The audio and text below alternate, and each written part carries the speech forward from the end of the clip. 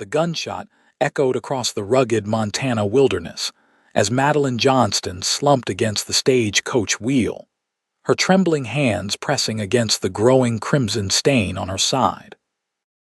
Around her lay the scattered remains of what should have been a routine journey to Gold Hill: splintered wood, overturned luggage, and 3 bodies cooling in the afternoon sun. The stagecoach driver and the guard had been killed instantly. So had Mr. Patterson, the banker who'd been sitting across from her, his pocket watch still ticking against his chest, though its owner never would again. "Keep moving," Madeline whispered to herself, choking back a sob as she dragged her body toward the dense tree line. The Blackfoot Ridge gang wouldn't return to confirm their kills. They never did, but wolves and mountain lions would soon be drawn by the scent of blood. Her blood. She'd been lucky. The bullet had only grazed her side, but the deep gash from being thrown against jagged metal during the ambush was bleeding profusely. The year was 1878, and the Montana Territory was still a lawless frontier in many ways. Madeline had known the risks when she'd left Philadelphia 3 weeks ago, but desperation had a way of making danger seem like an acceptable companion. The forest floor felt cool against her cheek when she finally collapsed. She'd managed to crawl perhaps half a mile from the wreckage, following a small stream that tumbled down from the foothills. Her vision blurred as she watched the water flow past, tinged pink where her hand trailed in it. 24 years of life, and this was how it would end alone in the wilderness, with no one to even know where to find her body. The irony wasn't lost on her. She'd fled east to west to escape death, only to find it waiting for her in the wild Montana landscape. As consciousness began to slip away, Madeline thought she heard hoofbeats, or perhaps it was just her heartbeat pounding in her ears. A shadow fell across her face, blocking the dappled sunlight filtering through the pines. "Madam, can you hear me?" The voice was deep, tinged with a slight drawl that marked him as not being from these parts originally. Through half-lidded eyes, Madeline saw a man dismounting from a tall buckskin horse. Dust covered his denim pants and leather vest. A worn Stetson shaded piercing blue eyes that were now wide with concern. "Stage. Ambush," she managed, her voice a weak rasp. "Don't try to talk," the stranger said, kneeling beside her. "I saw the wreckage. Those bastards hit another one." His jaw tightened as he gently moved her hand away from the wound. "You're losing too much blood. I need to get you somewhere safe." When he lifted her, the pain exploded through her side, and the world went mercifully black. Madeline woke to the crackling of a fire and the scent of coffee. For a moment, disoriented, she thought she was back in her father's house in Philadelphia. Then the pain in her side returned with brutal clarity, and she remembered. "Careful now," said the same deep voice from before. "You'll tear my stitches if you move too quick." She turned her head to find the stranger sitting on a log beside a small campfire, a coffee pot nestled in the embers. They were in some sort of shallow cave or rock overhang, sheltered from the elements, but with a clear view of the surrounding forest. The man had removed his hat, revealing thick dark hair that curled slightly at his neck. He wasn't young, perhaps 35, with lines at the corners of his eyes that spoke of years squinting against the sun. "You stitched me up?" Madeline asked, her throat parched. The man nodded, pouring coffee into a tin cup. "Had to, would have bled out otherwise." He approached and helped her sit up slightly, supporting her back with one strong arm while offering water from a canteen with his free hand. "Yancey Shaw," he said simply. "Horse trader. Was heading to Gold Hill when I saw buzzards circling." Madeline drank greedily, the water cool and sweet on her tongue. "Madeline Johnston. I was going to Gold Hill too." She paused, looking around. "How long was I unconscious?" "Most of the day. Sun's setting now." Yancey glanced toward the cave entrance, where the light was indeed turning golden. "We'll stay here tonight. Not safe to move you, and I don't fancy traveling these parts after dark with the Blackfoot Ridge boys around." Madeline tried to sit up straighter and winced. Looking down, she realized she was wearing only her chemise above the waist, with a bandage wrapped around her midsection. Her traveling dress and corset were folded nearby, the side torn and stiff with dried blood. Seeing her discomfort, Yancey turned away, giving her privacy.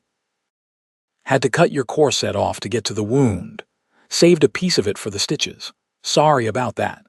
You saved my life, Mr. Shaw. I think I can forgive the loss of a corset. Despite her pain, Madeline found herself smiling slightly at the man's obvious discomfort. Have you done this before? The stitching, I mean. He handed her the coffee cup without meeting her eyes. Horses mostly, but same principle, I reckon. And do your horses usually survive this procedure? She asked, sipping the strong black liquid. That earned a short laugh. Most do. His face grew serious again. Those men who hit your stage, they took everything. Everything of value. Watches, jewelry, the strongbox, even my trunk. Madeline closed her eyes briefly, but they missed what mattered most. Her hand instinctively went to her boot, where a small pouch was still securely tucked inside. Yancey noticed but didn't comment. Instead, he moved back to the fire and began slicing jerky into a small pot. Rest now. I'll keep watch tonight. Come morning, we'll figure out how to get you to Gold Hill. As darkness fell, Yancey positioned himself at the entrance of their shelter, rifle across his knees. The night came alive with sounds: owls hooting, the rustle of small animals in the underbrush, and occasionally, the distant howl of wolves. Madeline drifted between sleep and wakefulness, the pain in her side flaring whenever she moved. During one such moment of consciousness, she noticed Yancey staring intently out into the darkness, his body tense. "What is it?" she whispered. "Thought I heard something," he replied without turning. "Probably nothing. Go back to sleep." But Madeline had spent the past year learning to read between the lines of what men said. "It's them, isn't it? The gang." Yancey sighed and finally glanced back at her. "Might be. Sometimes they circle back if they think someone survived who could identify them." Fear gripped her heart. I didn't see their faces. They wore bandanas. Doesn't matter to men like that." Yancey checked his rifle, then his revolver. "But don't worry, they'd have to get through me first, and I'm not in a dying mood tonight." There was something in his voice, a hard edge that hadn't been there before, that made Madeline wonder about this man who had saved her. What was a horse trader doing alone in this wilderness, armed like he was expecting trouble? "Why are you helping me, Mr. Shaw?" she asked softly. He was silent so long she thought he might not answer. Finally, he said, "Because 19 months ago my sister was on a stage that got hit. Nobody stopped to help her." His voice was flat, but his knuckles were white where he gripped the rifle.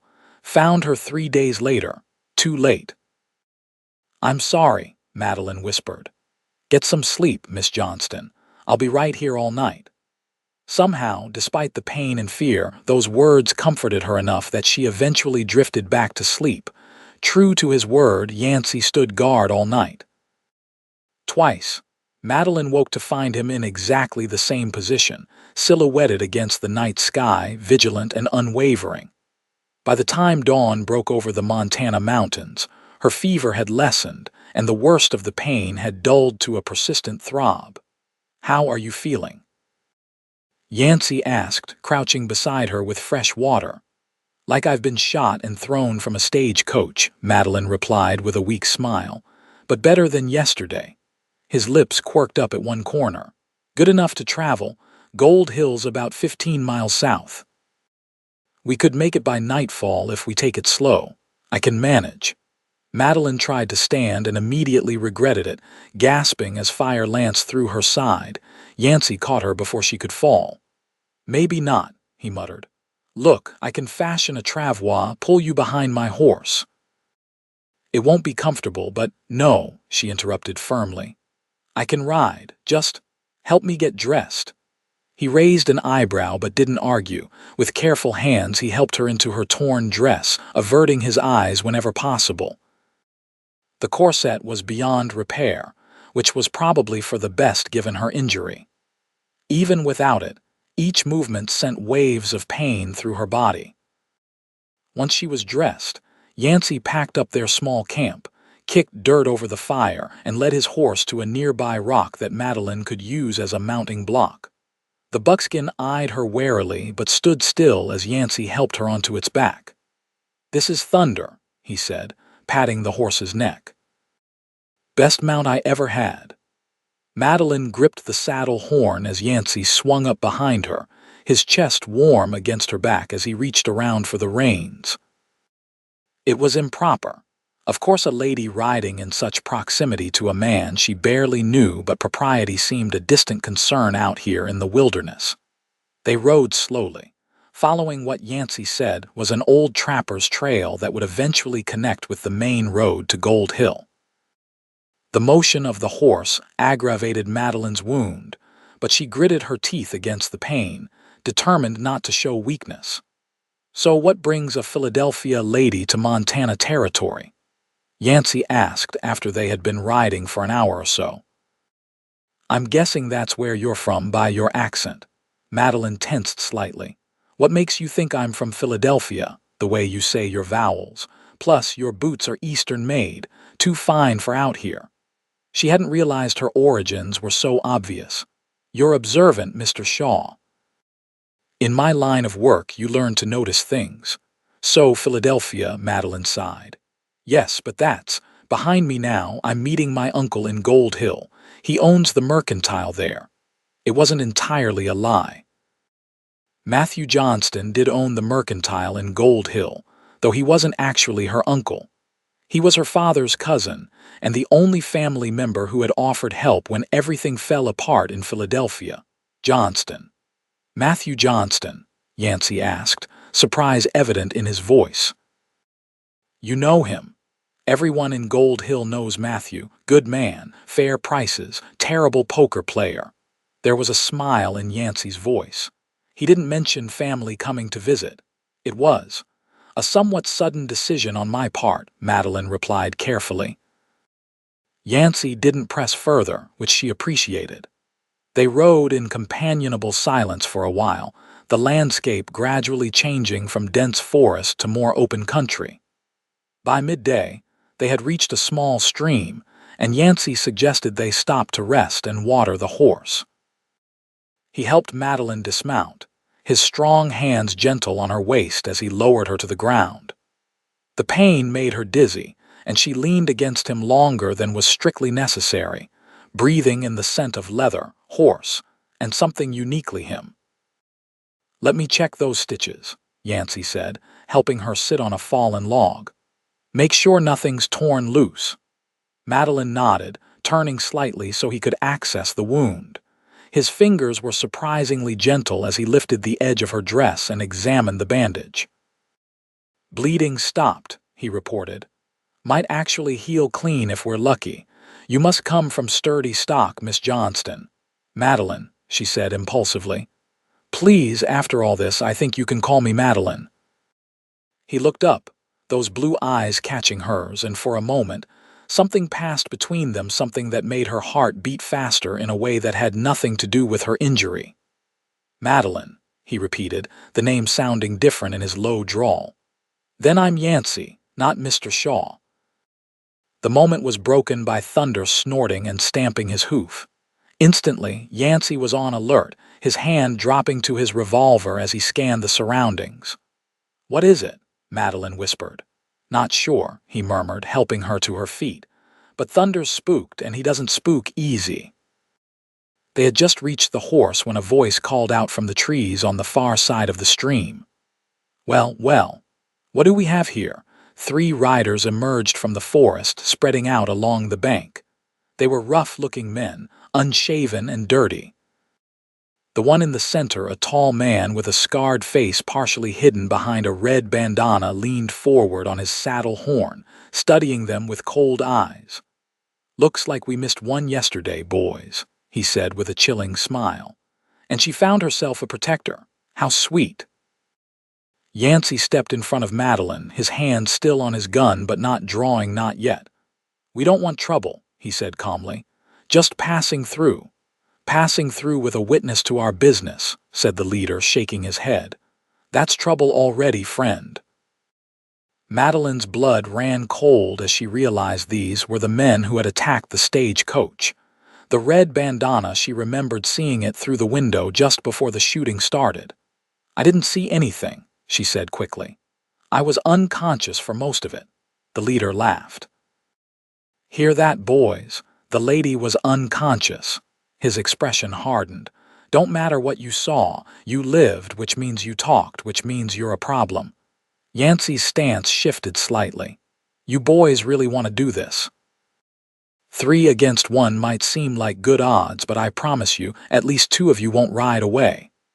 The quiet confidence in his voice gave the bandits pause. The leader studied Yancey more carefully, eyes narrowing. "Wait a minute, I know you." He straightened in his saddle. "You're Shaw." "The bounty hunter." "Bounty hunter." Madeline glanced at Yancey in surprise. He told her he was a horse trader. "Was," Yancey corrected. "I'm just passing through now, but old habits die hard, and I'd sure hate to have to kill you boys over a misunderstanding." The 3 men exchanged looks, clearly recalculating their odds. "Blackwood won't be happy about a witness," said the man on the left, a wiry fellow with a pockmarked face. "Blackwood's not here," replied the leader. He stared at Yancey for a long moment, then spat into the stream. "This ain't over, Shaw. We'll be seeing you in Gold Hill." With that, they wheeled their horses around and disappeared back into the trees. As soon as they were gone, Madeline turned to Yancey. "Bounty hunter, you told me you were a horse trader." "I am," he replied, scanning the tree line to make sure the men were truly gone. "Now, used to hunt bounties, gave it up 2 years ago." He helped her back onto Thunder. "We need to move. Those 3 might change their minds, or they might go fetch more of their gang. Who's Blackwood?" she asked as he mounted behind her. Yancey's body tensed against her back. "Leader of the Blackfoot Ridge gang. Mean son of a," he caught himself. "Mean piece of work. Been terrorizing this territory for 3 years now." They rode hard for the next few hours, stopping only when absolutely necessary. Madeline's side throbbed with each bounce of the horse, but she didn't complain. The encounter with the bandits had shaken her more than she wanted to admit, bringing back the terror of the ambush. As the sun began to set, the landscape opened up to reveal a valley nestled between 2 mountain ranges. In the distance, Madeline could see smoke rising from chimneys and the outline of buildings against the darkening sky. "Gold Hill," Yancey said, slowing Thunder to a walk. "Not much to look at, but it's got a doctor who can tend to you properly." The town was indeed small, one main street with several side streets branching off. A couple of saloons, a general store, a small church, and various other businesses lined the dusty road. Despite its modest size after the wilderness, it looked like civilization to Madeline's eyes. People stopped to stare as Yancey rode down the main street with Madeline before him. She was acutely aware of her torn, blood-stained dress and disheveled appearance. They halted outside a 2-story building with a sign reading Johnston's Mercantile, and Yancey dismounted before carefully helping Madeline down. The door of the store burst open before her feet touched the ground. "Good Lord in heaven, Madeline." A tall, bearded man with kind eyes and graying temples rushed toward them. "I heard about the stage getting hit. I thought I feared," he broke off, emotion choking his voice as he reached for her. "Uncle Matthew," Madeline said weakly, relief flooding through her at the sight of a familiar face. "She's hurt," Yancey explained. "Took a bullet graze and a bad cut. I stitched her up, but she needs the doctor."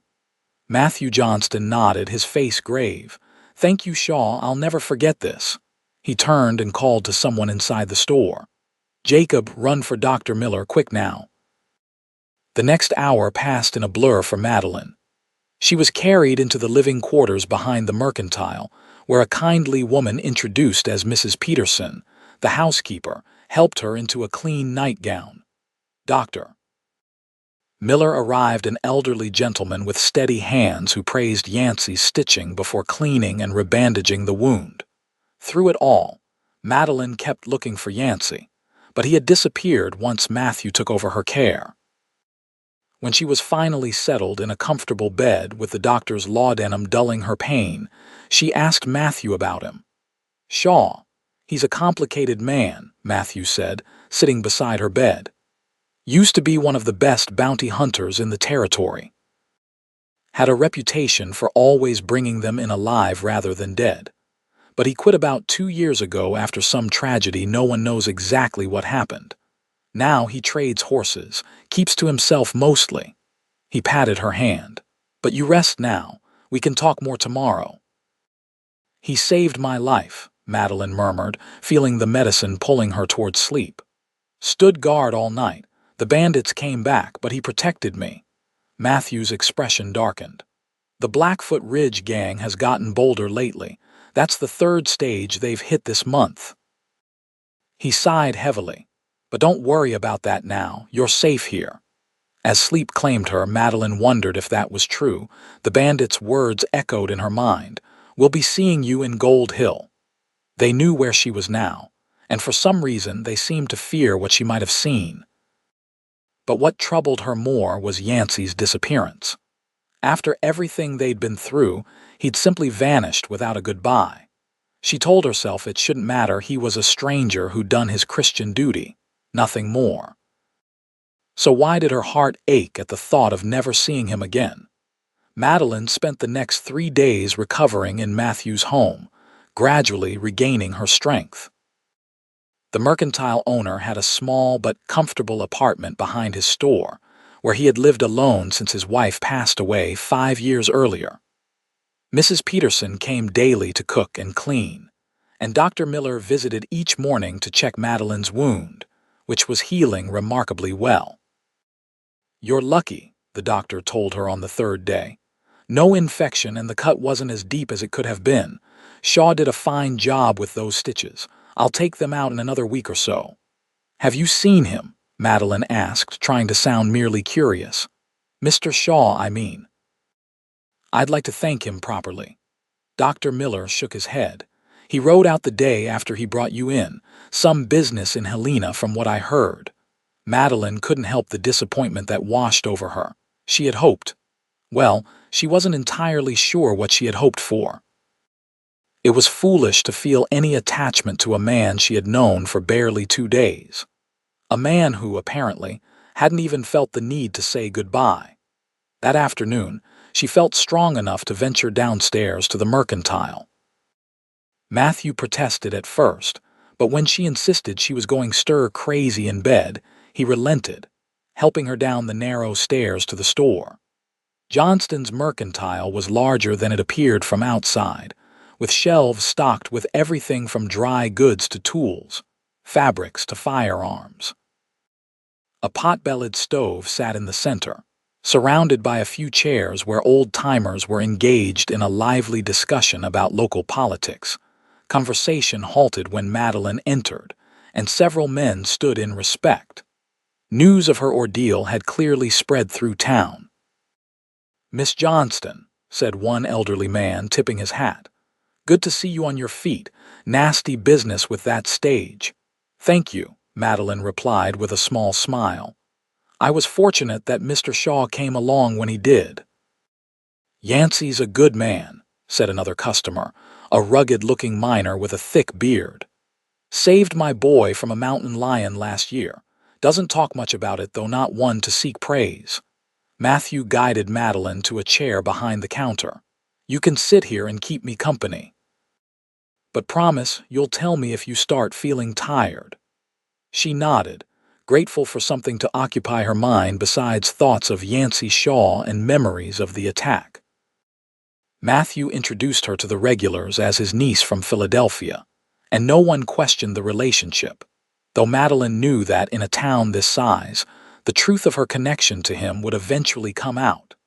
As the afternoon wore on, Madeline observed the workings of the store. Matthew was clearly well respected in Gold Hill. Customers greeted him warmly, and he knew not only their names but details about their families and work.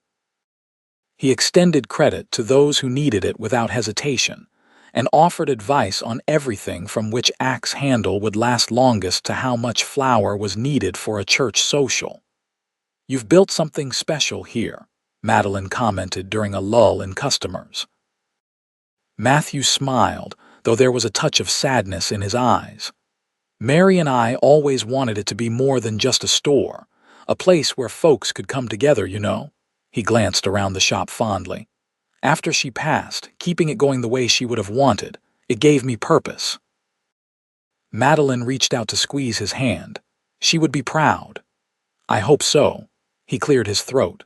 "Now, about your situation, your letter was, well, not very detailed. You said you needed a fresh start away from your father's influence." "I'm happy to help, of course," but the bell over the door jangled, interrupting whatever Matthew had been about to ask. Both turned to see a woman enter, tall and imposing, dressed in an expensive burgundy traveling suit that somehow looked out of place in the modest mercantile. She surveyed the store with obvious disdain before her gaze landed on Madeline. "Well," she said, her voice carrying across the room, "if it isn't Madeline Johnston, risen from the dead." Madeline felt the blood drain from her face. "Mrs. Hargrove." The woman approached the counter with measured steps, each click of her heeled boots like a hammer on Madeline's nerves. "When I heard a stagecoach was attacked and all passengers presumed dead, I thought justice had finally been served. Imagine my disappointment to discover you survived." Matthew stepped forward protectively. "Madam, I don't know who you are, but my niece has been through an ordeal." "Niece?" Mrs. Hargrove laughed, a brittle sound devoid of humor. "Is that what she told you? Did she also tell you she's wanted for theft in Philadelphia? That she stole from my family valuable family heirlooms before fleeing west?" The store had gone silent, all eyes now on the confrontation unfolding at the counter. Madeline stood shakily, one hand pressed against her wounded side. "That's not true," she said, her voice steadier than she felt. "And you know it, Mrs. Hargrove." "Do I?" The older woman arched a perfectly shaped eyebrow. "The authorities in Philadelphia certainly believed me, as did your own father." Madeline flinched at the mention of her father. "My father would believe anything that excused his failure to protect his own daughter." Mrs. Hargrove's eyes narrowed. "Such dramatics. You always did have a flair for them." She turned to address the now captivated audience in the store. "This woman worked as a companion to my daughter. She abused our trust, stole jewelry worth hundreds of dollars, and ran west with her ill-gotten gains." "That's enough," Matthew said firmly. "I don't know what grievance you have against Madeline, but this is my store, and I'll thank you to take your accusations elsewhere." "Gladly, Mrs." Hargrove replied with a cold smile. "I've already spoken with Sheriff Collins. He'll be paying you a visit soon, I imagine." She looked back at Madeline. "You didn't really think you could escape, did you? Helena isn't so far from civilization that word doesn't travel." With that, she turned and swept out of the store, leaving a stunned silence in her wake. Matthew was the first to recover. "Friends," he said to the gawking customers, "I believe we're closing early today. If you need anything urgent, come back tomorrow." His tone left no room for argument, and the store emptied quickly, though Madeline could hear the whispers beginning before the door even closed behind the last customer. When they were alone, Matthew locked the door and turned to Madeline, his expression troubled but not unkind. "I think," he said gently, "it's time you told me the whole truth." Upstairs, with a cup of strong tea warming her hands, Madeline told her story. About coming to work as a companion to Elizabeth Hargrove, a spoiled girl of 19 whose father owned one of the largest shipping companies in Philadelphia. About Elizabeth's brother, Richard, who had taken an inappropriate interest in Madeline from her first day in the household. "He would corner me when no one was around," she explained, staring into her teacup rather than meeting Matthew's eyes. "Make suggestions. touch me when he thought he could get away with it. I complained to Mrs. Hargrove, but she accused me of trying to entrap her son into marriage." Matthew's face darkened. "Go on," he said quietly. "One night, about 3 months ago, I was alone in the house except for Richard. Elizabeth and her parents were at some society event. He came to my room. He'd been drinking." Madeline's voice faltered. "I fought him off, but in the struggle, a valuable necklace was broken, a family heirloom he'd brought as a gift. When his parents returned, he claimed I'd stolen it and several other pieces of jewelry, then damaged the necklace when he caught me." "And they believed him," Matthew guessed. Madeline nodded. "My father was summoned. He sided with the Hargroves, said I'd always been headstrong and ungrateful. He agreed to repay them for the supposedly stolen items, which put him deeply in debt to them, and then he told me I was no longer welcome in his home." She took a shaky breath.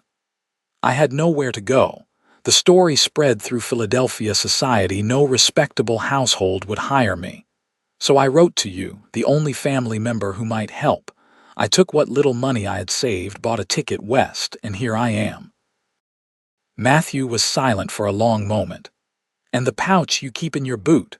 The one you were so worried about when you first arrived?" Madeline startled, surprised he had noticed. Slowly, she reached down and withdrew the small leather pouch. From it, she pulled a simple gold locket. "My mother's," she explained. "The only thing of value I truly own. I was afraid the bandits would take it, but they never searched me." She hesitated, then added, "There's also this." She pulled out a folded piece of paper and handed it to Matthew. He unfolded it carefully. It was a letter from Elizabeth Hargrove, dated 2 weeks after Madeline had left Philadelphia. "My dearest Madeline," Matthew read aloud, "I cannot remain silent any longer. What my brother did, what he attempted to do, was unforgivable. What my parents did in covering for him was worse. I have told Father I know the truth, and though he forbade me from making it public, I could not bear the thought of you suffering alone with this injustice. If you can find it in your heart to respond, know that at least one Hargrove believes you and grieves for the wrong done to you. Your friend always, Elizabeth." He refolded the letter carefully. "And yet Mrs. Hargrove is here, still accusing you." "Elizabeth was always weak-willed," Madeline replied sadly.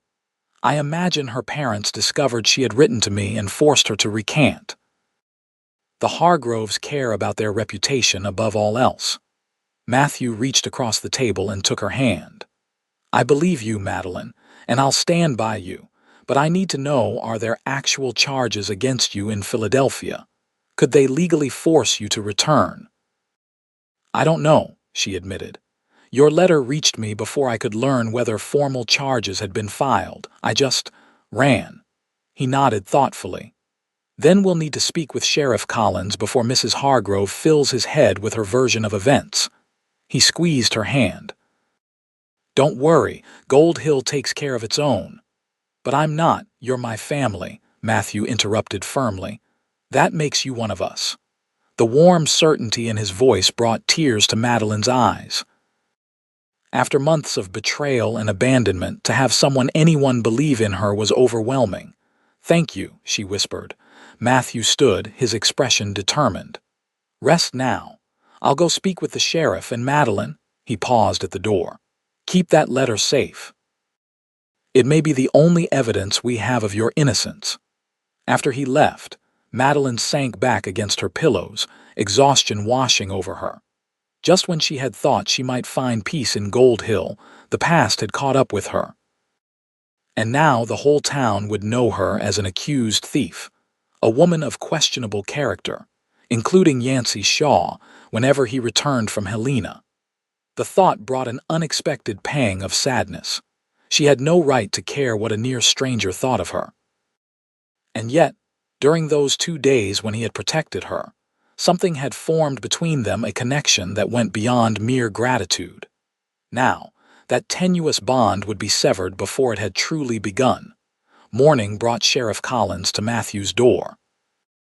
He was a stocky man with a graying mustache and shrewd eyes that missed nothing. After assuring himself that Madeline was well enough to answer questions, he got straight to the point. Mrs. Hargrove claims you stole jewelry valued at over $400 from her family in Philadelphia, he said, notebook open on his knee. She says there's a warrant for your arrest back east. And has she produced this warrant? Matthew asked from where he stood by the window. Not yet, the sheriff admitted, says it's being forwarded. He looked back at Madeline. What's your side of this, Miss Johnston? Madeline recounted her story again, this time including details she had been too embarrassed to share with Matthew the previous evening, the precise nature of Richard Hargrove's advances, the bruises she had hidden afterward, the whispered threats if she ever spoke of what had happened. When she finished, Sheriff Collins was silent for a long moment, tapping his pencil against his notebook. It's a serious accusation against a prominent family, he said finally, and without evidence, it's your word against theirs. She has this, Matthew said, producing Elizabeth's letter from his vest pocket. Written by the Hargrove's daughter herself. The sheriff read it carefully before handing it back. It's something, he acknowledged, but whether it would stand up in court is another matter entirely. He closed his notebook. Here's how I see it. Until I receive an official warrant, I have no grounds to arrest you, Miss Johnston. Mrs. Hargrove can make all the accusations she wants, but without legal backing, they're just talk. Relief flooded through Madeline. Thank you, Sheriff. Don't thank me yet, he warned. If a warrant does arrive, I'll have no choice but to act on it, and Mrs. Hargrove seems like a woman who gets what she wants. After the sheriff left, Matthew insisted Madeline stay upstairs, away from curious townsfolk. Just until this blows over, he said. People will find something new to gossip about soon enough. But by afternoon, it was clear the scandal wasn't going to fade quickly. Mrs. Peterson brought news along with lunch misses. Hargrove had taken a room at the Gold Hill Hotel and was making it her business to tell anyone who would listen about the criminal hiding in the Mercantile. Most folks are reserving judgment, the housekeeper reported as she set out a plate of sandwiches. You've got Matthew's endorsement, and that counts for a lot in this town. But that woman, she's poison with a sweet smile, that one. Madeline picked at her food without appetite. I should leave, she said quietly. Go somewhere else where I won't bring trouble to Matthew's doorstep. Nonsense, Mrs. Peterson replied firmly. Running just makes you look guilty. Besides, where would you go? You're still healing. The question hung in the air, unanswered. Madeline had fled Philadelphia with no real plan beyond reaching Gold Hill and the relative safety of Matthew's home. She had no money, no prospects, and now, a damaged reputation that would follow her anywhere in the territory where the Hargroves had influence. Later that evening, as dusk settled over Gold Hill, Madeline was sitting by her bedroom window, watching the street below, when she saw a familiar figure ride into town. Even from a distance, she recognized the buckskin horse and the man's straight-backed posture in the saddle. Yancey Shaw had returned. Her heart quickened as she watched him dismount outside the livery stable, exchange words with the stableman, and then head toward the saloon. He hadn't looked toward the Mercantile, hadn't shown any indication he was thinking about her. Why would he? She chided herself. You were an obligation, nothing more. But even as she thought it, she remembered the gentleness of his hands as he tended her wound, the vigilance with which he had stood guard through the night, the warmth of his body against hers as they rode toward Gold Hill. A knock at her door interrupted her thoughts. Matthew entered, carrying a tray with dinner. Saw you weren't hungry earlier, but thought you might feel differently now, he said, setting the tray on the bedside table. He glanced toward the window. Anything interesting happening out there? Mr. Shaw is back, Madeline replied, trying to sound casual. I saw him ride in just now. Matthew nodded, a knowing look crossing his face. Thought you might want to know he asked about you this morning before he rode out to his place. Wanted to make sure you were healing well. He did. Madeline couldn't keep the surprise from her voice. Seemed genuinely concerned. Matthew sat on the edge of the bed. Shaw's not much for town life. Has a small ranch about 5 miles out. Breeds horses some of the finest in the territory, from what I hear. I thought he was a horse trader. That too, but the breeding is his real passion. Matthew studied her face. He's a good man, Madeline, despite what some folks say about his bounty hunting days. She looked away, feeling a blush rise to her cheeks. I hardly know him. But you'd like to know him better, Matthew observed gently. It's written all over your face when you say his name. Madeline opened her mouth to deny it, then closed it again. What was the point in pretending? It's foolish, she said instead.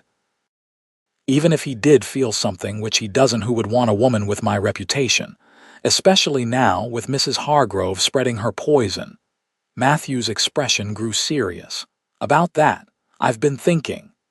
He stood and paced to the window, looking out at the darkening street. We need to find a way to discredit Mrs. Hargrove's accusations, or at least cast enough doubt that she gives up and goes home. How? It's my word against hers, and she has social standing, wealth, influence, and a weakness, Matthew interrupted. Her pride in her family name. If we could somehow get her to show her true colors in public. He trailed off, deep in thought. Madeline watched him, a small spark of hope kindling in her chest. You have an idea? Maybe. He turned back to her with a half smile, but it would require help. And someone with experience in catching people at their worst. A bounty hunter, Madeline said slowly, understanding dawning. Matthew nodded. Exactly. If you're feeling up to a visitor tomorrow, I think it's time you and Yancey Shaw had a proper conversation. The following morning found Madeline dressed in one of Mrs. Peterson's altered dresses, her hair carefully arranged, sitting nervously in Matthew's small parlor. Her wound still pained her, but she had insisted on getting properly dressed for the first time since the attack. If she was going to ask for help, she would do it with dignity. When the knock came, her heart jumped to her throat. Matthew answered the door, and then Yancey Shaw was there, filling the door frame with his broad shoulders. He had cleaned up since she'd last seen him. His dark hair was neatly combed, his jaw freshly shaved, his clothes free of trail dust. But his eyes were the same, that piercing blue that seemed to see right through pretense. Miss Johnston, he said, removing his hat. Good to see you looking better. Mr. Shaw, she replied, hating how breathless she sounded. Thank you for coming. Matthew gestured to a chair. Sit down, Shaw. Can I offer you coffee? Already had 3 cups. Yancey declined, though he did take the offered seat. Your message said it was urgent. It is, Matthew confirmed, closing the door and returning to the parlor. Madeline needs your help. Yancey's gaze shifted to her, questioning. I thought the doctoring part was done.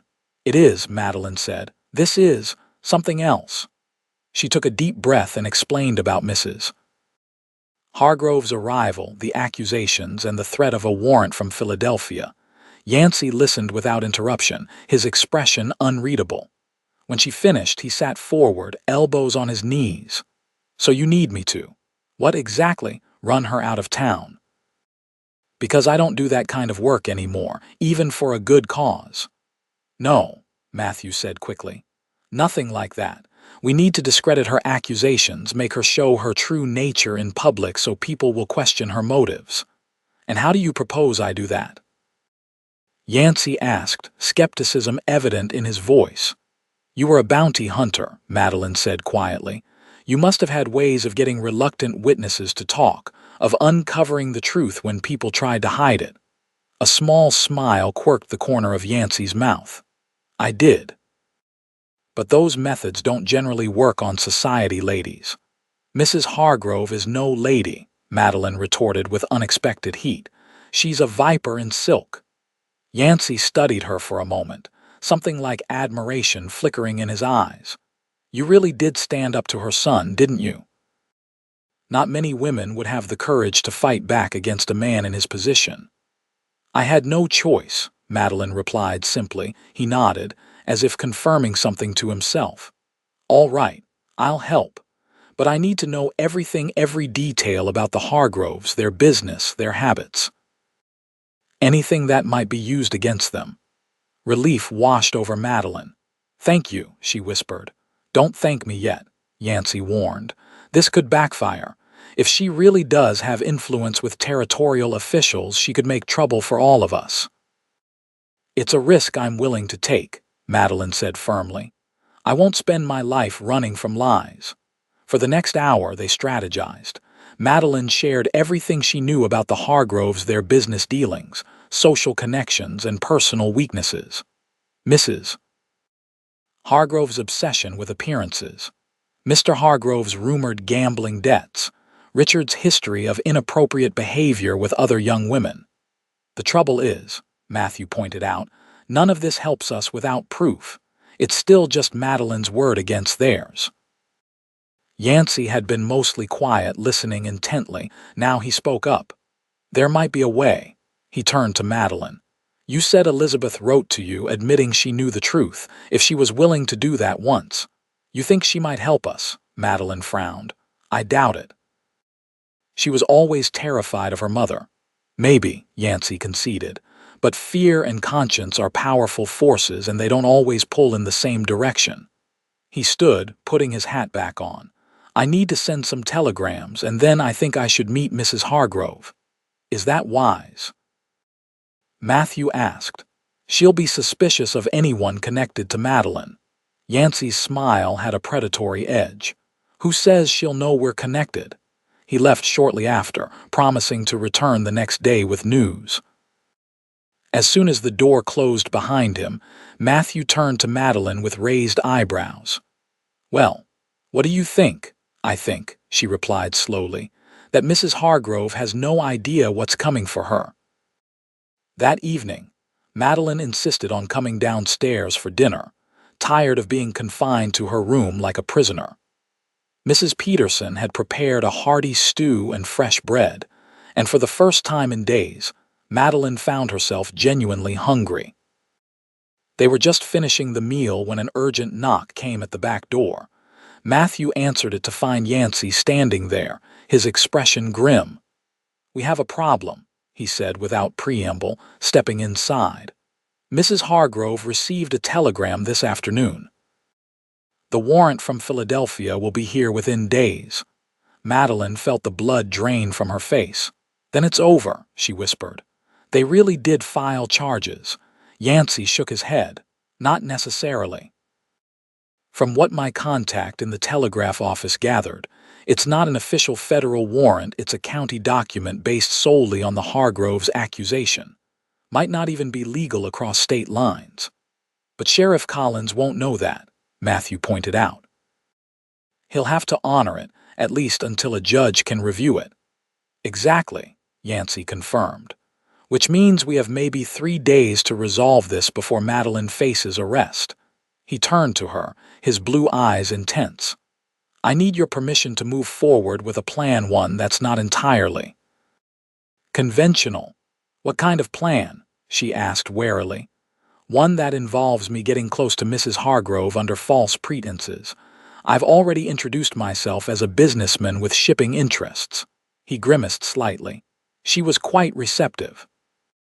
"Apparently, the Hargrove shipping empire is looking for Western partners." "You're going to trick her," Madeline said, understanding dawning. "I prefer to think of it as giving her enough rope to hang herself," Yancey replied. "But yes, essentially. I need to gain her trust quickly, get her to reveal her true motives for pursuing you so doggedly." Madeline thought about it. The idea of using deception, even against someone like Mrs. Hargrove, didn't sit well with her. But what choice did she have? "Do it," she said finally. "Whatever it takes." Yancey nodded, his expression softening. "I'll do my best to make this right, Madeline, I promise." The way he said her name with a warmth that hadn't been there before sent a flutter through her chest. "I know you will," she replied softly. After Yancey left, Madeline sat lost in thought. Matthew watched her with concern. "Are you sure about this?" he asked.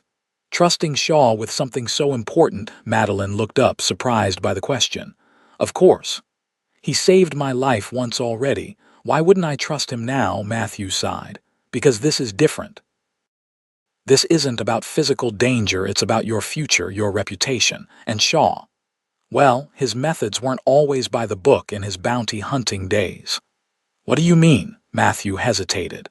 There were rumors, nothing proven, but some said he was willing to bend the law to get his man. He held up a hand when Madeline began to protest. I'm not saying don't trust him, just be prepared.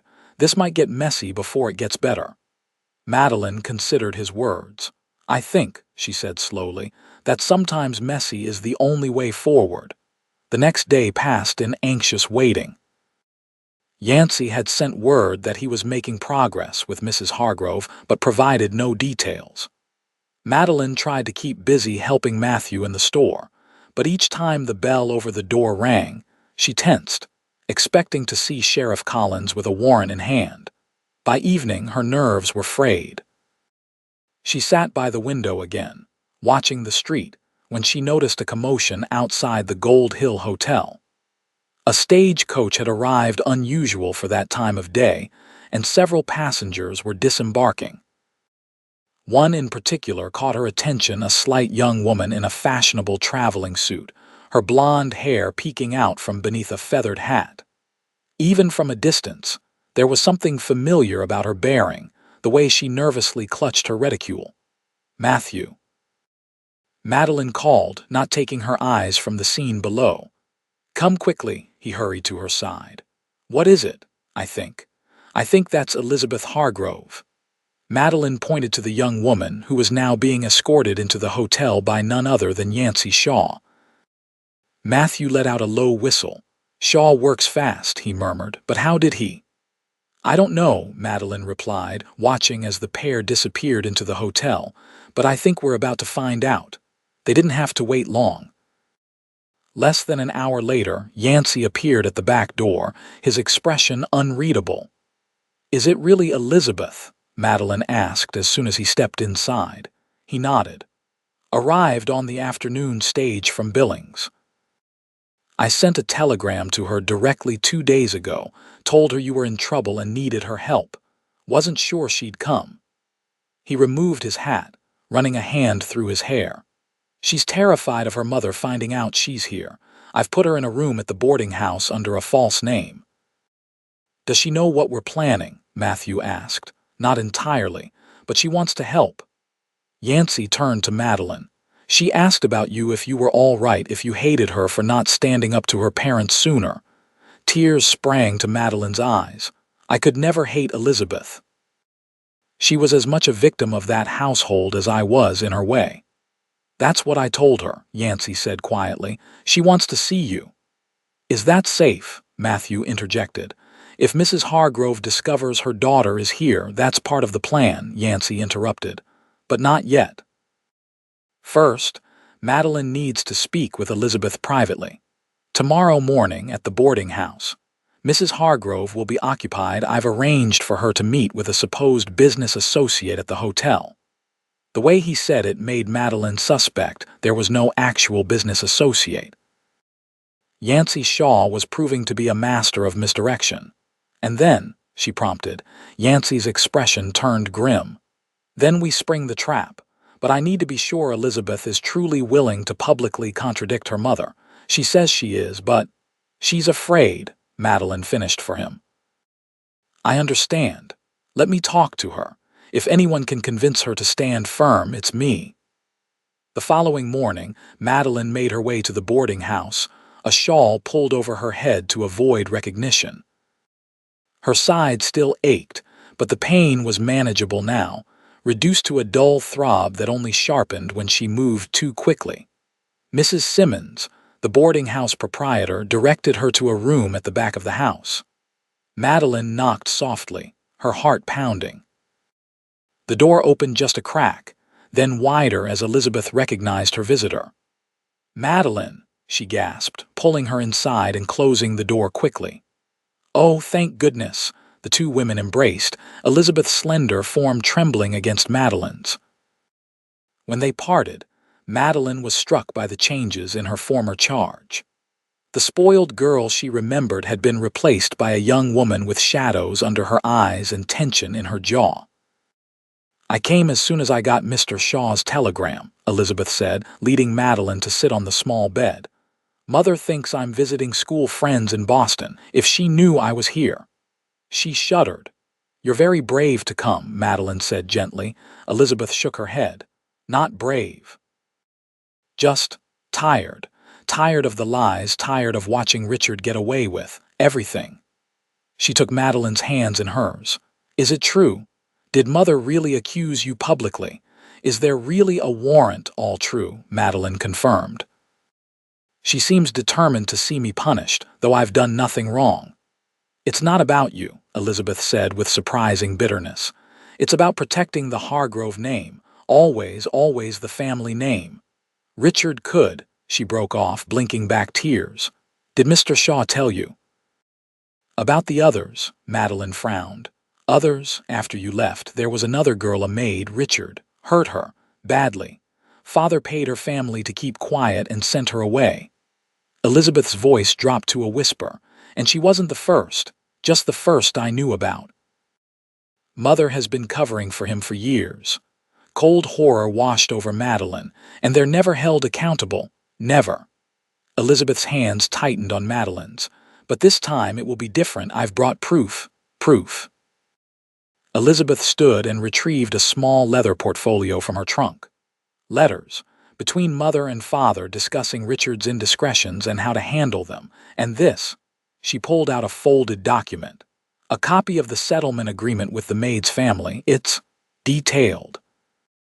About what Richard did. Madeline stared at the documents, hardly daring to believe what she was seeing. "Elizabeth, this could ruin your family. I know." The younger woman's face was pale but determined. "But it has to stop. I can't live with myself otherwise." Madeline felt a surge of admiration for the girl she had once thought shallow and weak. "Are you sure? Once this becomes public, I'm sure," Elizabeth interrupted. "Mr. Shaw explained his plan to me. It's unconventional, but it will work." She squared her shoulders. "I'm ready." They spent the next hour discussing the details of Yancey's plan, which was indeed audacious. By the time Madeline left the boarding house, she was both terrified and exhilarated by what they were about to do. That afternoon, Mrs. Hargrove could be seen walking arm in arm with Yancey Shaw along Gold Hill's Main Street, apparently deep in conversation. Those who passed close enough reported that they were discussing a business arrangement, something to do with expanding the Hargrove shipping interests, to include overland routes to mining communities. Mrs. Hargrove seemed completely taken in, smiling and laughing in a way that made Madeline, watching from the mercantile window, want to scream warnings to Yancey about the viper whose confidence he was cultivating. But Yancey knew exactly what he was doing. As they passed the mercantile, he glanced up, catching Madeline's eye for just a moment. The look in his eyes was clear. Everything is proceeding as planned. That evening, a town meeting was called at the church. Such gatherings were common in Gold Hill, usually to discuss community issues or organize responses to problems like drought or outlaw activities. This one, however, had been requested by Mrs. Hargrove herself. "She wants to address the town about the criminal element in their midst," Matthew reported grimly after hearing the news. "Meaning you." "Perfect," Yancey said when told. "It's exactly what we need, a public forum where she can't control the narrative." As dusk fell, townsfolk made their way to the simple white church that served as Gold Hill's meeting place. Madeline, Matthew, and Yancey waited until most had arrived before slipping in through a side door. They took seats at the back, Madeline's heart pounding so loudly she was sure everyone could hear it. At the front of the room, Mrs. Hargrove stood beside Reverend Porter, her burgundy dress and perfect posture making her look like visiting royalty among the plainly dressed townsfolk. Sheriff Collins was there too, his expression troubled. "Friends and citizens of Gold Hill," Reverend Porter began, We have a visitor who has requested time to address an issue of community concern. Mrs. Victoria Hargrove of Philadelphia has the floor. Mrs. Hargrove stepped forward, surveying the room with an expression of practiced concern. "Good people of Gold Hill," she began, her voice carrying clearly in the hushed church. "I come to you not to cause discord, but to warn you of a danger in your midst." She went on to describe Madeline as a cunning thief who had abused the trust of a kind employer, stolen valuable family heirlooms, and fled justice. Her performance was masterful, just the right balance of righteous indignation and sorrowful disappointment. "I understand your reluctance to believe ill of someone who has come to you claiming to be a victim," she continued. "Indeed, this young woman has a talent for presenting herself as persecuted. But I have here," she produced a folded document from her reticule, "a warrant for her arrest, issued by the Philadelphia authorities and recognized by your territorial governor." A murmur ran through the crowd. Sheriff Collins stepped forward and took the document, examining it with a frown. "It appears to be in order," he admitted reluctantly, "though I'll need to verify its authenticity." "Of course," Mrs. Hargrove said smoothly. "Take all the time you need, though not too much, I hope. My husband and son await our return." She turned back to the audience. "I ask only that you consider what I've told you, and perhaps question whether you truly know this woman who calls herself Madeline Johnston." It was time. Yancey squeezed Madeline's hand briefly before standing. "I have a question, Mrs. Hargrove," he called out, his voice cutting through the murmurs. All heads turned toward him. Mrs. Hargrove's eyes widened slightly in surprise before she composed herself. "Mr. Shaw, I didn't realize you had an interest in this matter." "I have an interest in justice," Yancey replied, moving to the center aisle. "And I'm wondering why a woman of your standing would travel all this way alone to pursue charges against a former employee. Seems a bit excessive." Mrs. Hargrove's smile tightened. "The items stolen were of significant value, both monetary and sentimental." "Ah, I see," Yancey said, nodding as if in understanding. "And these items, have they been recovered?" "No," Mrs. Hargrove admitted. "We believe Miss Johnston sold them to fund her escape west." "Interesting." Yancey was now standing at the front of the church, facing Mrs. Hargrove directly. "Because I have information suggesting there were no items stolen at all. That this warrant," he gestured to the paper in Sheriff Collins's hand, "was obtained under false pretenses to silence a young woman who knew too much about your son's proclivities." The crowd stirred. Mrs. Hargrove's face flushed red. "How dare you? This is slander." "Is it?" Yancey turned to address the townspeople. "Folks, I used to hunt men who ran from the law. Got pretty good at telling the difference between those running from justice and those running toward it." He looked back at Mrs. Hargrove. "And I believe Madeline Johnston came west not to escape punishment, but to escape persecution." "This is absurd," Mrs. Hargrove sputtered.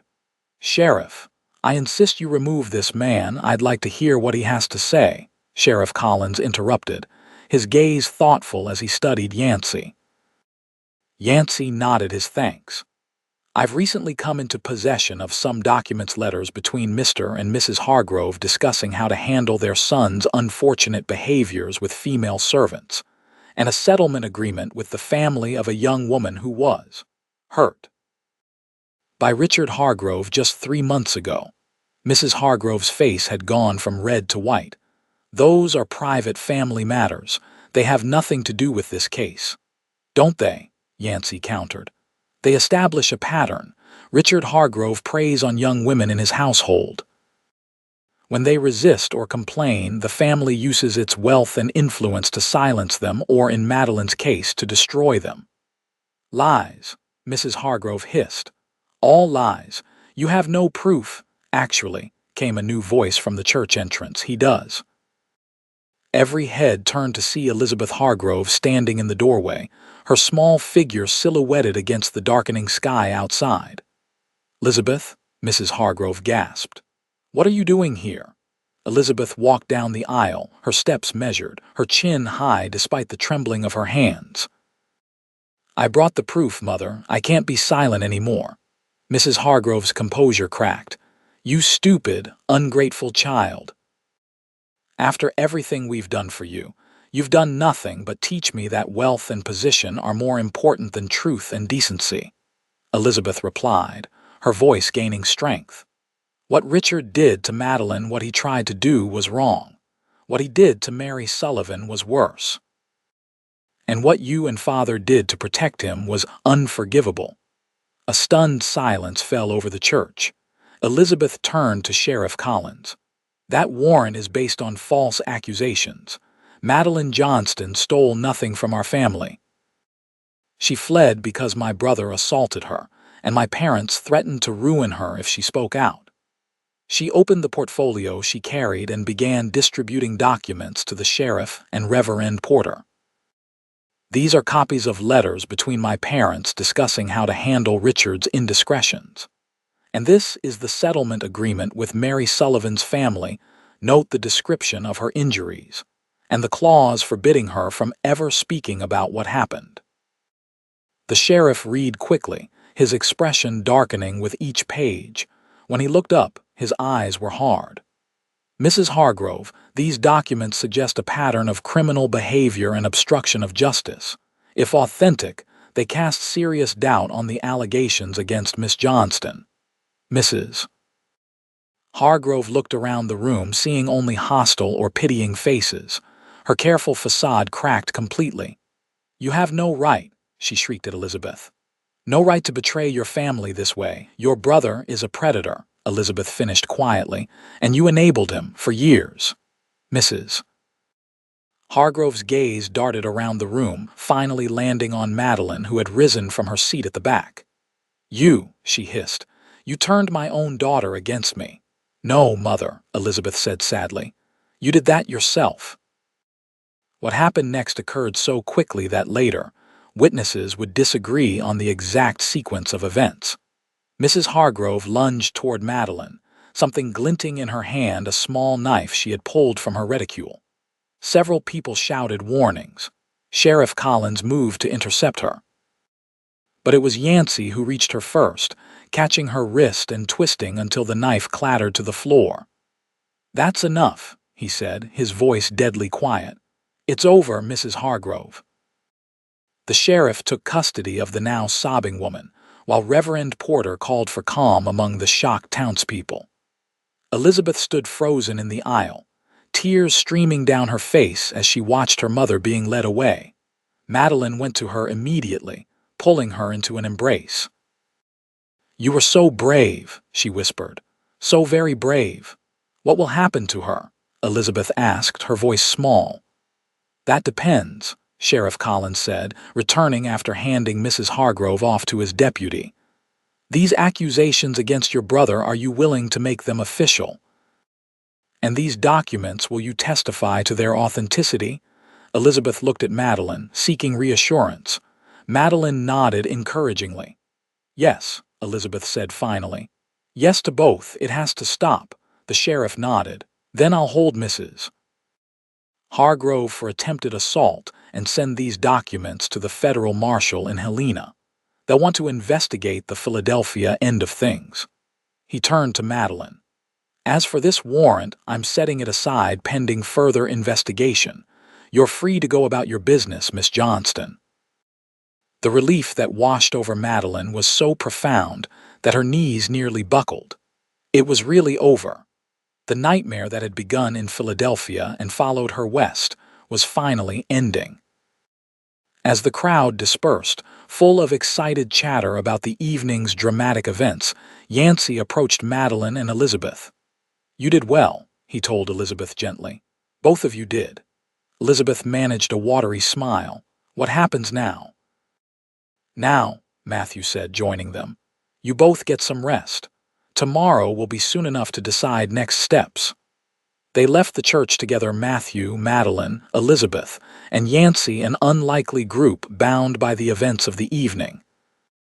Outside, the night air was cool and clear, Stars scattered across the Montana sky like diamonds on black velvet. As they walked toward the mercantile, Yancey fell into step beside Madeline. "Are you all right?" he asked softly. "Yes," she replied, surprised to find it was true. "For the first time in months, I think I really am." He nodded, his eyes reflecting the starlight. "Good, that's good." Something in his voice made her look up at him more closely. "And you, are you all right?" A small smile touched his lips. "I will be."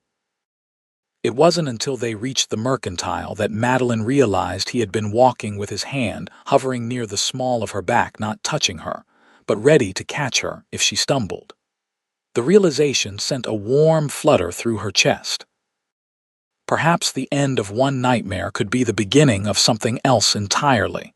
The days that followed were a whirlwind of activity. Mrs.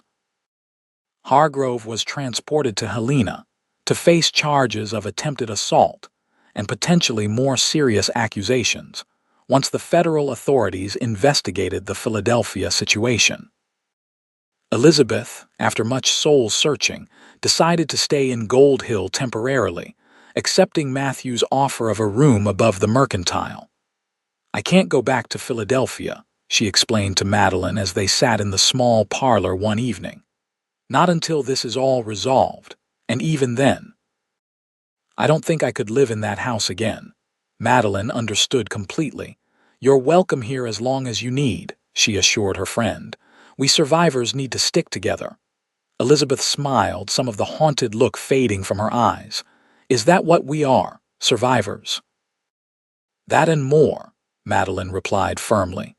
As for Yancey, he had returned to his ranch outside town after ensuring that Mrs. Hargrove was safely on her way to Helena.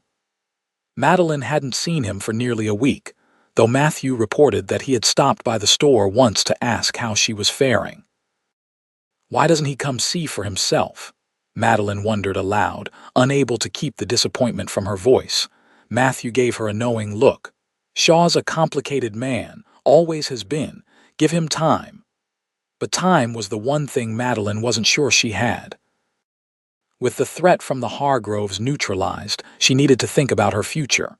She had no money, no prospects, and while Matthew was generous, she couldn't impose on his hospitality indefinitely.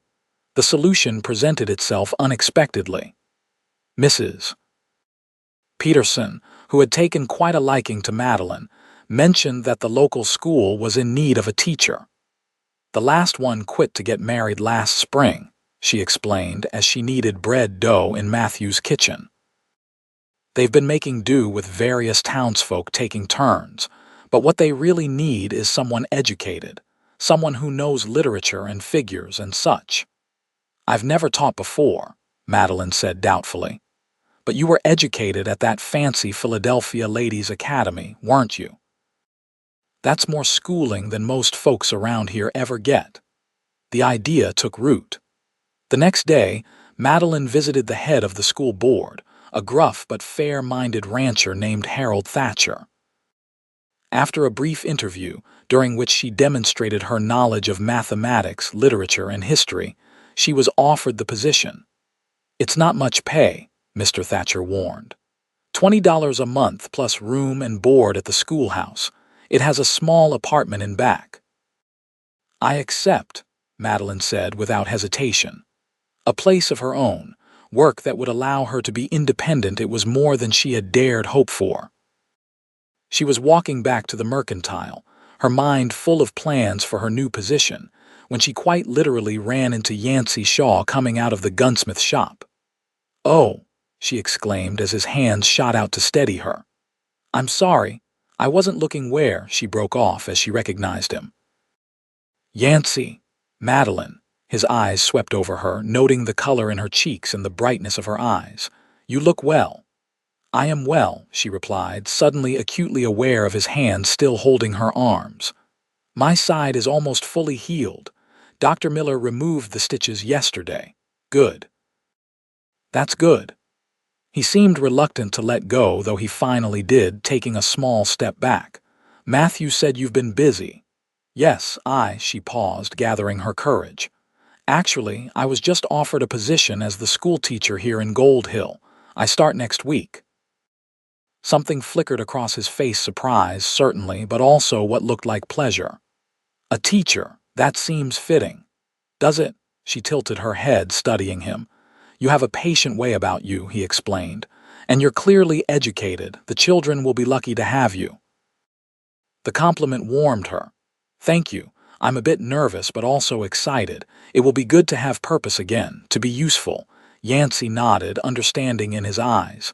They stood in awkward silence for a moment before he spoke again. I was just about to get some lunch at the cafe. Would you care to join me?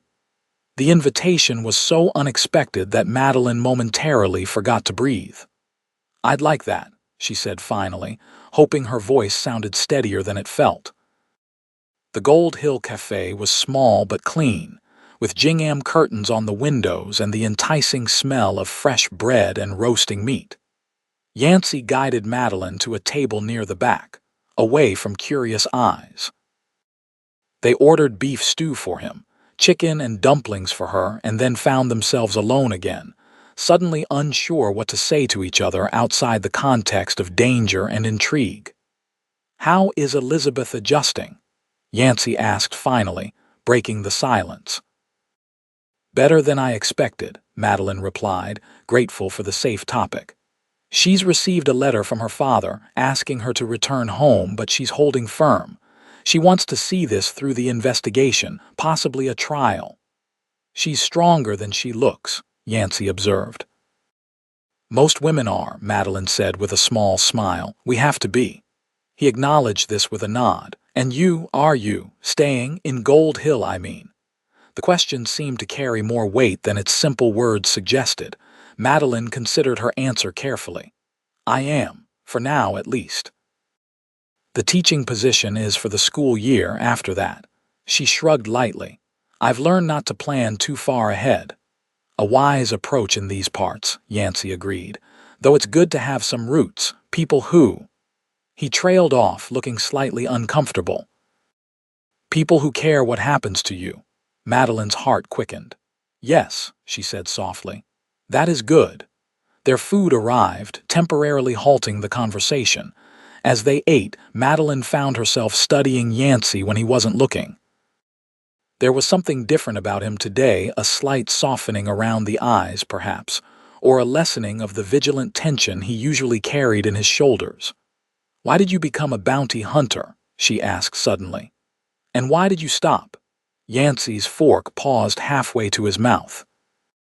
He set it down carefully. That's a long story.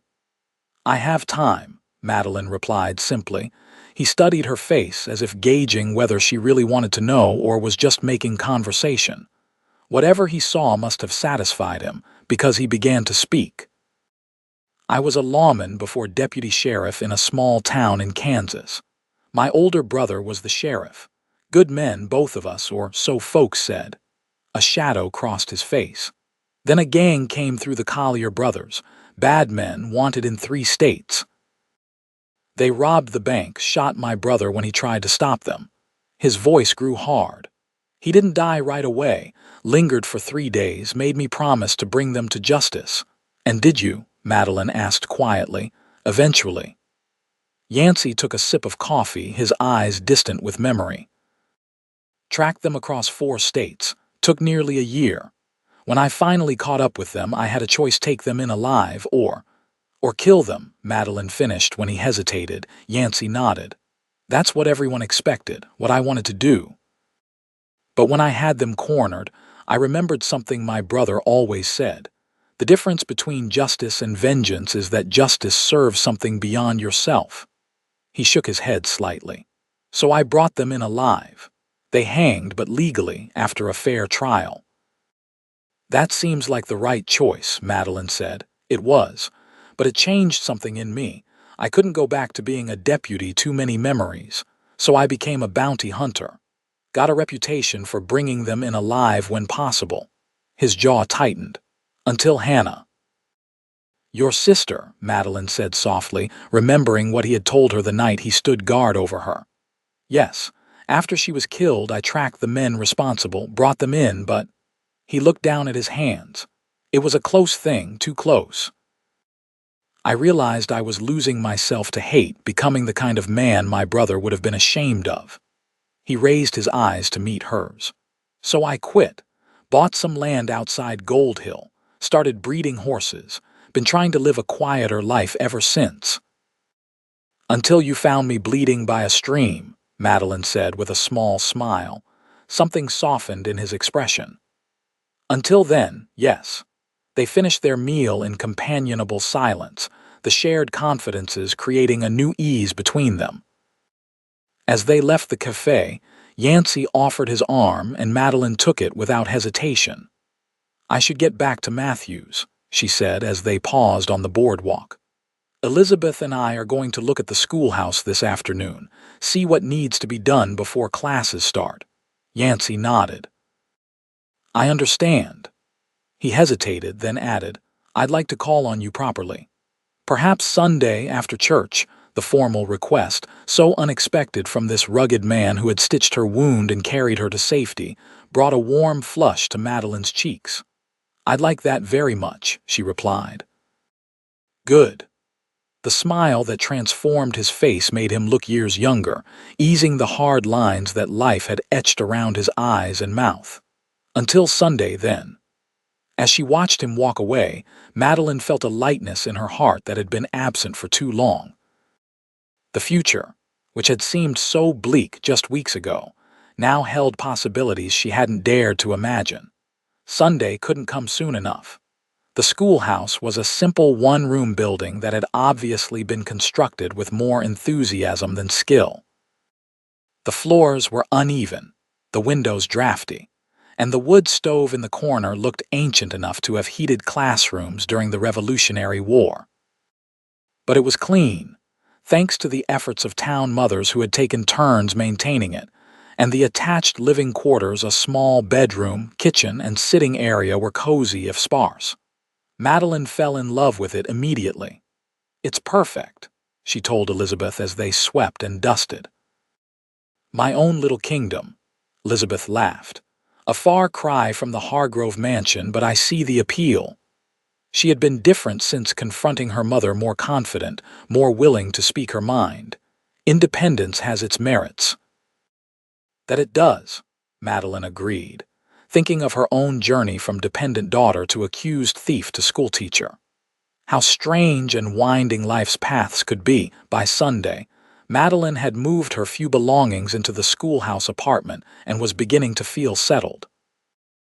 Elizabeth had decided to remain at Matthews for the time being, working in the mercantile to earn her keep while waiting for news from the federal investigation into her family. Church service that morning was a revelation for Madeline.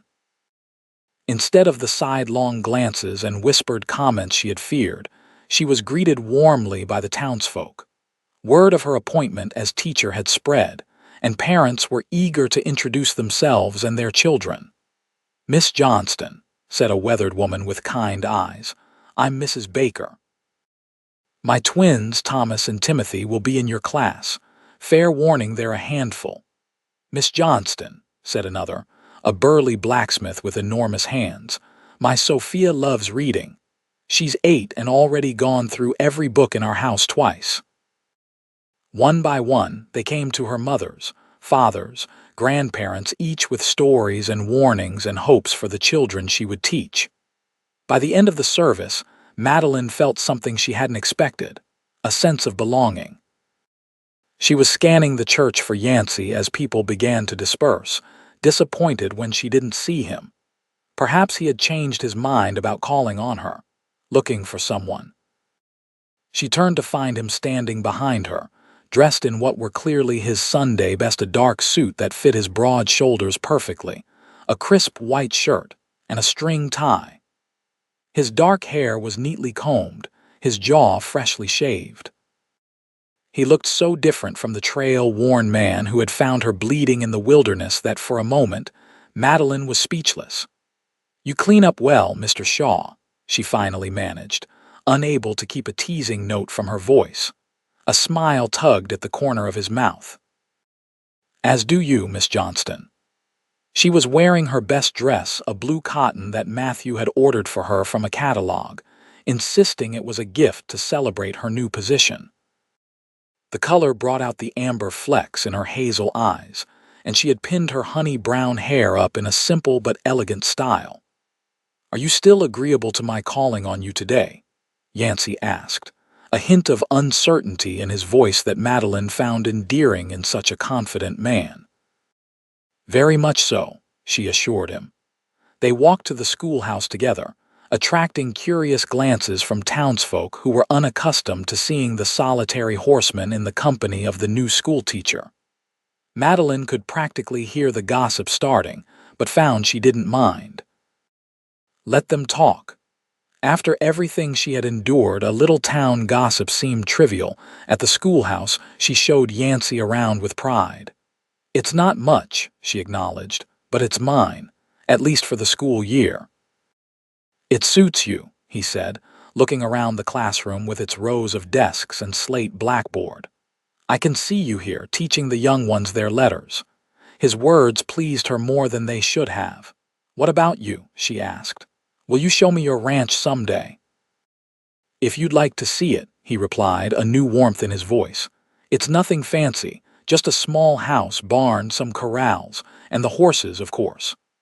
"I'd like to see it very much," Madeline said sincerely. "Perhaps next Sunday." Something flickered in his eyes, surprise followed by pleasure. "Next Sunday," he agreed. They spent the afternoon walking around Gold Hill, talking easily about everything and nothing. Yancey told her about his horses, the bloodlines he was developing, his hopes for building a breeding program known throughout the territory. Madeline shared her ideas for the school, her plans to start a small library for the children. As the sun began to set, they returned to the schoolhouse. At the door, Yancey removed his hat, turning it in his hands in a gesture that betrayed uncharacteristic nervousness. "I've enjoyed today," he said simply. "As have I," Madeline replied, surprised by the sudden flutter of butterflies in her stomach. She was 24 years old, hardly a green girl experiencing her first courtship. And yet, there was something about Yancey Shaw that made her feel both stronger and more vulnerable than she ever had before. He cleared his throat. "I was wondering. That is, I hoped." He shook his head, seemingly frustrated with his own hesitation. "Madeline, may I kiss you good night?" The direct question, so honest and respectful, touched her deeply. "Yes," she whispered. "I'd like that." Yancey stepped closer, one hand gently cupping her cheek. His eyes searched hers one last time, giving her a chance to change her mind. Then, slowly, he leaned down and pressed his lips to hers. The kiss was gentle, almost hesitant at first, then deepening as Madeline responded. His arms slipped around her waist, drawing her closer, while her hands found their way to his shoulders. When they finally parted, both were breathing a bit faster, and there was a look in Yancey's eyes that made Madeline's heart race. "Good night, Madeline," he said softly. "Good night, Yancey," she replied, reluctant to let the moment end. He stepped back, settling his hat back on his head. "I'll see you before next Sunday," he promised. "Perhaps for dinner at the cafe on Wednesday." "I'd like that," she said, smiling.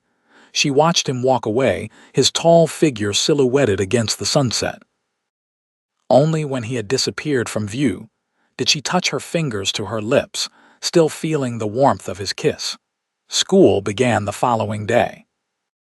28 children, ranging in age from 6 to 16, filed into the schoolhouse, eyeing their new teacher with varying degrees of curiosity, skepticism, and in the case of the older boys, thinly veiled challenge. Madeline met their gazes squarely. "Good morning," she said clearly. "I'm Miss Johnston, and I'll be your teacher this year. We have much to learn together, and I expect your best efforts. In return, you'll have mine." By the end of the first week, she had learned all their names, assessed their varying levels of education, broken up 3 fights, bandaged 1 skinned knee, and fallen completely in love with teaching. The children, responding to her firm but fair approach, gradually accepted her authority. Even the Baker twins, who had initially tested her patience with their constant mischief, were beginning to settle down, especially after she assigned them to help the younger children with their letters, giving their restless energy a constructive outlet. Yancey kept his promise, taking her to dinner at the cafe on Wednesday and walking her home afterward. They talked easily about her first days of teaching, his progress with a particularly difficult colt he was training, and the latest news from Helena regarding Mrs. Hargrove, who was now facing multiple charges related to obstruction of justice. When Sunday came, Madeline dressed with particular care in a sage green skirt and cream-colored blouse. Yancey arrived after church with a surprise, a buggy borrowed from Matthew. "Thought you might prefer not to ride all the way to my place," he explained as he helped her up. "It's only 5 miles, but still." The road to Yancey's ranch wound through rolling hills covered with late summer wildflowers. As they crested the final rise, Madeline caught her breath at the view below. A small but well-built cabin sat in a protected valley, surrounded by corrals where several horses grazed peacefully. A creek wound through the property, its banks lined with cottonwood trees that were just beginning to show hints of autumn gold. Beyond the cabin, mountains rose in the distance, their peaks still bearing traces of last winter's snow. "Oh, Yancey," Madeline breathed. "It's beautiful." "It's home," he said simply, a note of pride in his voice. He showed her around with the same enthusiasm she had displayed in her schoolhouse, the barn he had built himself.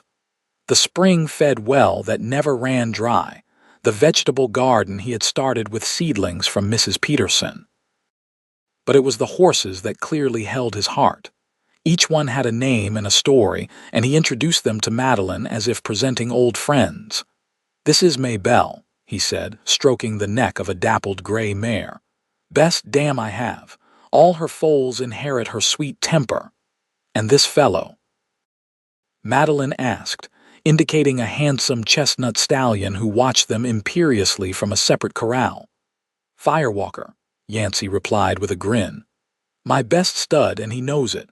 Fastest horse in the county, may be the territory, but a gentleman at heart for all his showing off." They picnicked under a cottonwood by the creek, sharing a meal Madeline had prepared: fried chicken, biscuits, and apple tart. As they ate, Yancey spoke more openly than he ever had before about his hopes for the ranch, his dreams of building something lasting. "I'd like to expand eventually," he said, gesturing toward the hills. "That land to the east is for sale. Good grazing, sheltered valleys for winter." "It sounds perfect," Madeline said, watching his face light up as he described his plans. "Almost," he agreed, his eyes meeting hers with an intensity that made her breath catch. "Just missing a few things to make it complete." The implication hung in the air between them, unspoken but unmistakable. Neither was ready to put it into words, yet it was too soon, too new. But the possibility was there, shimmering like heat over summer plains. As autumn deepened into winter, Madeline's life fell into a pleasant routine. Weekdays were devoted to teaching, with evenings spent preparing lessons or grading the children's work. Sundays belonged to Yancey Church in the morning, followed by dinner either at his ranch or in town. They were courting, though neither had formally acknowledged it as such. The people of Gold Hill certainly saw it that way, nodding approvingly when they passed by together, or inviting them as a pair to social events. Elizabeth, who had become a dear friend and confidante, teased Madeline gently about her blossoming romance. "He looks at you the way men in novels look at their beloved," she said one evening as they sat by the fire in Matthew's parlor. "Like your water in the desert." "Does he?" Madeline asked, unable to keep the pleasure from her voice. "You know he does." Elizabeth's expression grew more serious. "Have you told him everything? About Philadelphia, I mean," Madeline nodded. "Most of it. I haven't gone into details about that night with Richard, but he knows the essentials. And he believes me without question or hesitation." Madeline smiled softly, remembering Yancey's reaction, the anger on her behalf, the quiet declaration that Richard Hargrove was fortunate to be far away, because otherwise they would have words. "He's a good man," Elizabeth said with a sigh. "I hope someday I find someone who looks at me the way he looks at you." News from Philadelphia came in bits and pieces over the following weeks. The federal investigation had uncovered a pattern of abuse and cover-ups by the Hargrove family. Richard had fled to Europe when the scandal broke. Mr. Hargrove was fighting the charges but facing financial ruin as business associates distanced themselves from the family. And Mrs. Hargrove, after a brief trial in Helena, had been sentenced to 2 years in the territorial prison for attempted assault and obstruction of justice. The Philadelphia charges against Madeline had been formally dropped, clearing her name completely. "I should feel vindicated," Madeline told Yancey as they sat by his fireplace on a snowy December evening. "But mostly I just feel sad. So many lives damaged by one family's pride." Yancey nodded, understanding in his eyes. "Justice isn't always satisfying," he said quietly. "That's something I learned as a bounty hunter. Sometimes even when the right thing happens, it still leaves a hole." "Elizabeth blames herself," Madeline continued, "for not speaking up sooner, for not being stronger. She's young," Yancey pointed out, "and she did stand up when it mattered most for you." He reached over and took Madeline's hand, his thumb tracing circles on her palm. "She helped give you a fresh start here." "A better start than I could have imagined," Madeline admitted, meeting his gaze. The fire crackled, sending shadows dancing across the cabin walls. Outside, snow fell softly, blanketing the world in quiet white. Inside, something was building between them, a tension that had been growing for weeks. "Madeline," Yancey said finally, his voice low and serious. "I need to tell you something." Her heart quickened. "Yes, when I found you that day, bleeding by the stream, I was at the lowest point I'd been in years, angry at the world, at God, at myself, just going through the motions of living." He squeezed her hand gently. "Saving you saved me too, in a way I can't fully explain." Tears pricked at Madeline's eyes. "Yancey, let me finish," he said softly. "I'm not good with words, and I need to say this right." He took a deep breath. "I love you. I think I started falling for you that first night, watching you fight to survive. And every day since then, I've fallen a little more. Your courage, your kindness, your determination, everything about you." Madeline's heart felt too full for her chest. "I love you too," she whispered. "I have for so long now." Yancey's smile was like sunrise breaking over mountains. He stood, pulling her gently to her feet, then knelt before her. From his pocket, he withdrew a small velvet pouch. "This was my mother's," he said, opening it to reveal a simple gold ring with a small but perfect diamond. "I've been carrying it for weeks, waiting for the right moment." He looked up at her, his blue eyes filled with love and hope. "Madeline Johnston, will you marry me? Make this ranch a home with me, share my life, maybe even give me children someday?"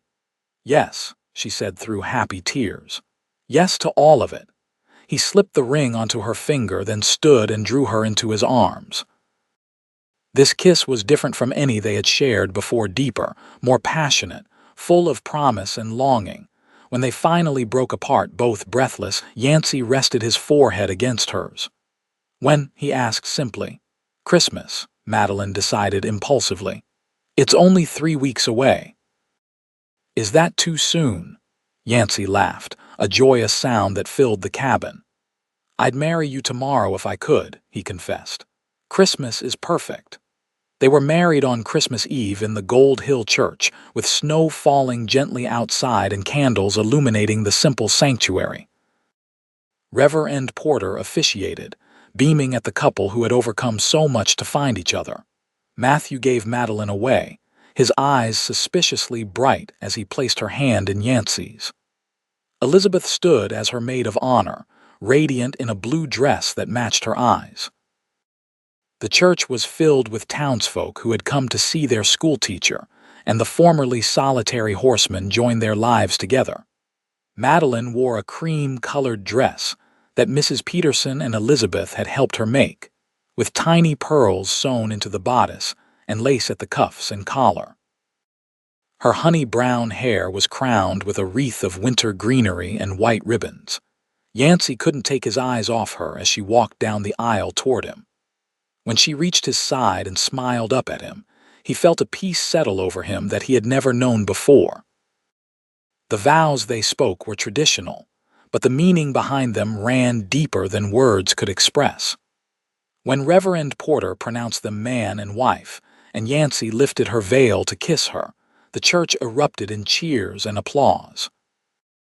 The celebration afterward was held in the town hall, with everyone in Gold Hill contributing to the feast. There was dancing and laughter, toasts and well wishes, and through it all, Yancey kept Madeline close, as if afraid she might disappear if he let go. "Happy?" he asked softly as they shared their first dance as husband and wife. "Completely," she replied, her eyes shining with joy.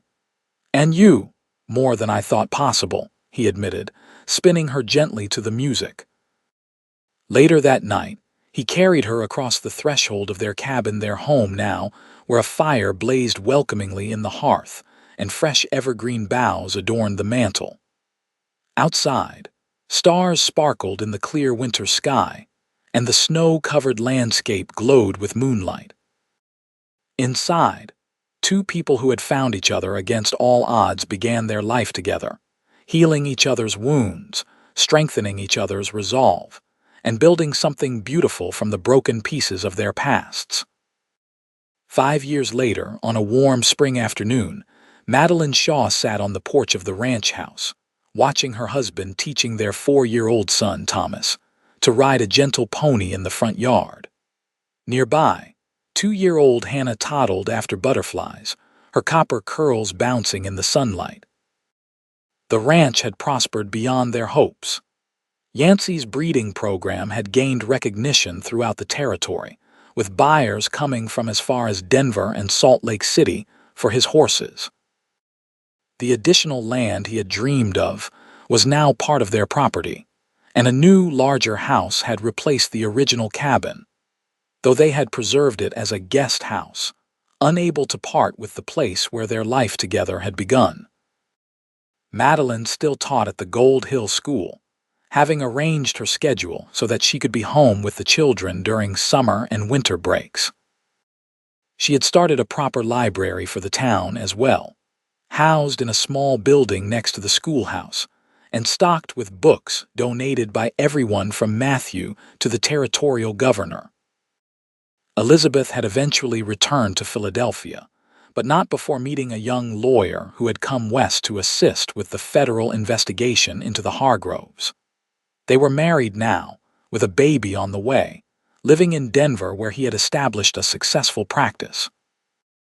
Matthew still ran the mercantile, though he now had a partner, a widow from Helena, who had come to Gold Hill to visit relatives and never left.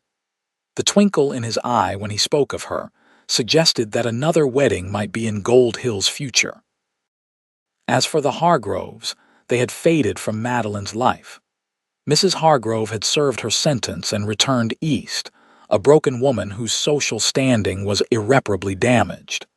Mr. Hargrove had died the previous year, his business empire much diminished. And Richard had reportedly married a European countess, though Elizabeth's letters suggested the marriage was already failing due to his continuing indiscretions. None of it mattered much to Madeline anymore. The past was truly past, its power to hurt her gone like morning mist before the sun. "Mama, look at me," Thomas called, sitting proudly on his pony as Yancey led them in a circle. "I'm riding all by myself. I see you, my brave boy," Madeline called back, her heart swelling with love. "You're doing wonderfully." Hannah abandoned her butterfly chase and climbed onto her mother's lap, her small hands patting Madeline's rounded belly where their third child grew. "Baby?" she asked, her favorite question these days. "Yes, sweet pea, baby brother or sister is in there, growing strong." Madeline smoothed her daughter's wild curls. "Just a few more months until you meet them." Yancey looked up, catching Madeline's eye across the yard. The love in his gaze was as strong as ever, deepened by the years they had shared, the children they had created, the life they had built together. Sometimes, on quiet evenings when the children were asleep, they would sit together on this same porch and remember how they had found each other, she bleeding and desperate, he lonely and adrift.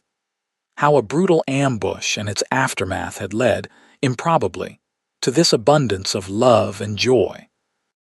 "No regrets?" Yancey would ask occasionally, an old habit from their early days together. "Not one," Madeline would always reply, leaning into his embrace. "Every step, even the painful ones, led me here, to you, to us." And that, she knew with unshakable certainty, was worth everything.